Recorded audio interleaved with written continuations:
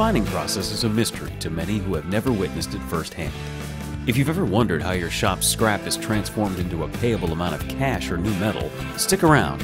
We'll take you on a tour of one sterling silver lot's journey through the refining process at Advanced Chemical Company in Warwick, Rhode Island.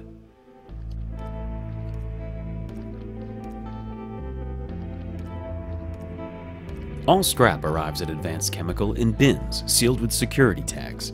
The company provides the bins, labels, wire tags, and seals to its customers, and it will not process a lot if the seal has been broken or tampered with.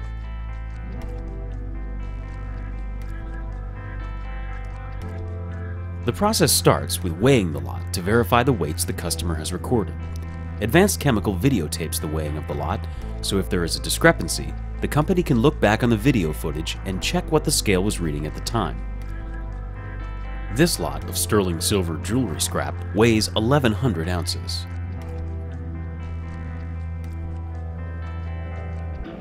After the silver lot is weighed and analyzed, it's brought over to a 50 kilowatt induction tilt furnace for melting. Melting this 1,100 ounce silver lot takes a little over an hour, but once the unit reaches melting temperature, subsequent lots could take as little as 40 minutes to melt 2,000 ounces. It takes a little bit of finesse to load the furnace. You don't want the cooler metal hitting the hot molten metal, or it will splash. Borax is added to the melt to draw up any impurities such as zinc, tin, plastic, and stones.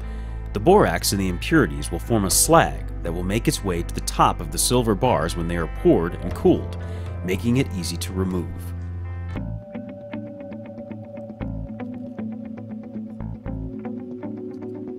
Once the lot is molten, a pin sample is taken by inserting a glass tube in the melt. After the molten metal shoots up into the tube, it's removed and quenched in water. Typically, one sample is taken unless the customer requests a sample of their own. In that case, Advanced Chemical will pull 3 samples, one for the customer, one for Advanced, and one for an independent assay lab, agreed upon by both parties if a dispute arises.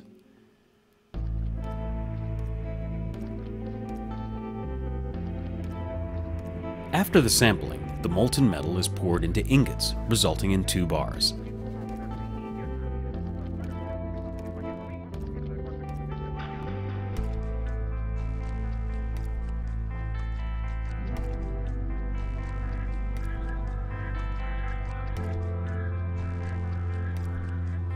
If you look closely at the tops of the bars, you can see the black slag, the impurities that were pulled out by the borax.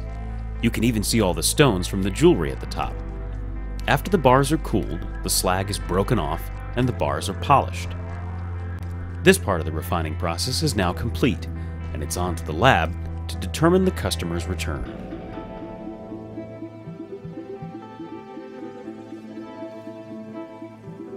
Advanced Chemical uses gravimetric analysis to determine a customer's return on a sterling silver lot. For gold, the company uses fire assay. The process begins by cutting off a 1 gram sample from the pin sample taken earlier and recording all of the customer's information on an assay card. A beaker is marked with the customer's number, and the silver sample is dissolved in hot nitric acid, which takes only a few minutes. Once the silver dissolves, a few drops of hydrochloric acid are added to drop the silver out of the solution as silver chloride. The beaker then sits overnight to ensure that the silver drops out completely. You can see in this example of some beakers that have been allowed to sit overnight, the silver has settled to the bottom. The following day, the sample is gooched, a technique named for the type of crucible used. This filters off all the silver chloride. The remaining silver chloride is placed in a crucible and put in a 150 degrees Celsius oven overnight to dry out completely. In the morning, the crucible is weighed. From that number, the weight of the empty crucible is subtracted, arriving at a figure for how much silver chloride was in the sample. This is how Advanced Chemical determines the percentage of silver in the sample, and the customer's return is based on this amount. In this case, the gravimetric analysis resulted in a figure of 97% silver. So the customer's return was 97% of 1,100 ounces, or 1,089 ounces of silver. If following this silver jewelry lot through the refining process helped clear up some questions or uncertainties you had about refining, you can learn even more by witnessing it firsthand. Most refiners welcome you to represent your lot by going to their facility and following your material through the process. There you can ask questions and inquire about any specifics to your particular lot. Check with your refiner if you want to see in person how your scrap is transformed into your return.